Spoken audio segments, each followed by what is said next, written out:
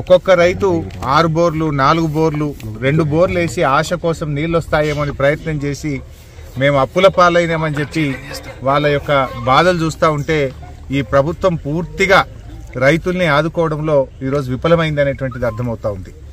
ముఖ్యంగా రాష్ట్ర ప్రభుత్వం గోదావరి నదిలో నీళ్లున్నా కూడా దేవాదుల ద్వారా నీళ్లు పంపింగ్ చేసి రైతులకు నీళ్లు ఇవ్వడంలో ఇవాళ పూర్తిగా వైఫల్యం చెందింది. ఇవాళ వాళ్ళు 6 గ్యారంటీల్లో రైతుల కోసం చెప్పిన ఏ ఒక్క హామీ కూడా కాంగ్రెస్ పార్టీ అమలు చేయలేదు.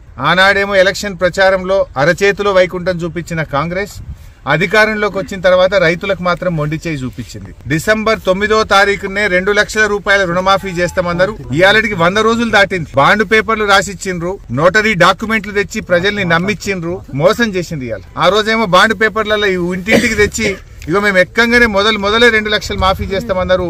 ఇవాళ 100 రోజులు దాటినా ₹1 రుణమాఫీ చేసిన పరిస్థితి లేదు, ఒక అడుగు ముందుకు పడ్డ పరిస్థితి లేదు.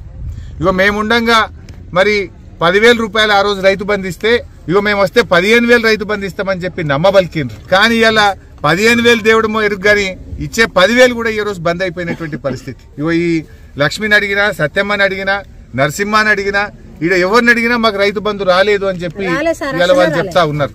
అంటే ప్రభుత్వం కనీసం ఇచ్చే 10,000 రూపాయలు కూడా రైతు బంధు ఇవ్వలేదు. ఒకవైపు రైతు బంధు రాలేదు, ఇంకొక వైపు నీళ్లు వస్తలేవు, కొత్తగా బోర్లు వేసి ఇలా రైతులందరూ అప్పుల పాలైనటువంటి పరిస్థితి ఉంది. అంటే ఇలా కాంగ్రెస్ పార్టీ 2 లక్షల రుణమాఫీ చేస్తామని మోసం చేసింది, 15,000 రైతు బంధు ఇస్తామని మోసం చేసిండ్రు, వడ్లకు 500 రూపాయల బోనస్ ఇస్తామని మోసం చేసిండ్రు, వ్యవసాయ కూలీలకు 12,000 ఇస్తామని మోసం చేసిండ్రు, 15,000 రైతు బంధు అని మోసం చేసిండ్రు. కౌలు రైతులకు కూడా మేము రైతు బంధు ఇస్తామన్నారు, వాళ్ళను కూడా మోసం చేసిండ్రు. అంటే కాంగ్రెస్ పార్టీ 100 రోజుల్లో అమలు చేస్తామన్న 6 గ్యారంటీల్లో పెట్టిన ఏ ఒక్క హామీ కూడా రైతుల విషయంలో అమలు చేయకుండా ఈ హస్తం పార్టీ రైతులకు మొండి చేయి చూపించింది అనేది మాత్రం ఇవాళ స్పష్టమైతా ఉంది. ఇవాళ కాంగ్రెస్ వచ్చిన ఈ 100 రోజుల్లో 180 మంది రైతులు ఇలా ఆత్మహత్యలు చేసుకున్నారు ఈ రాష్ట్రంలో. కేసీఆర్ హయాంలో రైతులందరూ కూడా సంతోషంగా ఉన్నారు. 2 పంటలు పండినాయి, రైతు బంధు అందింది, కాలువలలో నీళ్లు అందినాయి, బంగారమూల పంటలు పండితే ఇవాళ కాంగ్రెస్ పార్టీ వచ్చిన తర్వాత నీళ్లు వస్తలేవు, కరెంటు కూడా ఇప్పుడు ఈ ఎస్టీ రైతులను అడిగితే ఎప్పుడు వస్తుందో ఎప్పుడు పోతుందో తెలుస్తలేదు, 14-15 గంటల కరెంటు కూడా చక్కగా వస్తలేదు, మోటార్లు కాలుతున్నాయి, ట్రాన్స్ఫార్మర్లు కాలుతున్నాయి అని చెప్పి ఇవాళ అక్కా చెల్లెలు చెప్తున్నటువంటి పరిస్థితి ఉంది. అంటే ఈ కాంగ్రెస్ పార్టీ వచ్చిన తర్వాత ఇవాళ రైతుల కష్టాలు పెరిగినాయి.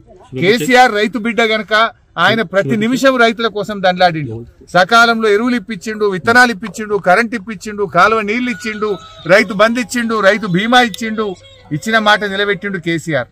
కానీ కాంగ్రెస్ పార్టీ రైతులకు ఇచ్చిన ఏ ఒక్క హామీ కూడా అమలు చేయకుండా అడుగడుగున రైతులకు మోసం చేసింది. ఇలా రాష్ట్ర వ్యాప్తంగా దాదాపు 20 లక్షల ఎకరాల్లో పంట ఎండిపోయింది. వడగళ్ల వానబడి లక్షలాది ఎకరాల్లో పంట నష్టం జరిగింది. ఈ ముఖ్యమంత్రి గారికి గాని ఈ మంత్రులకు గాని కనీసం రైతుల్ని ఓదార్చే ఓపిక లేదు. 180 మంది రైతులు చనిపోతే ఒక్క మంత్రి కూడా పోయి ఇప్పటిదాకా ఒక రైతును పరామర్శించిన పాపాన పోలేరు. ముఖ్యమంత్రి ఏమో ప్రతిపక్ష నాయకుల ఇళ్లకు పోయి పార్టీలకు తెచ్చుకోవడానికి ఆయనకు టైం దొరుకుతా ఉంది.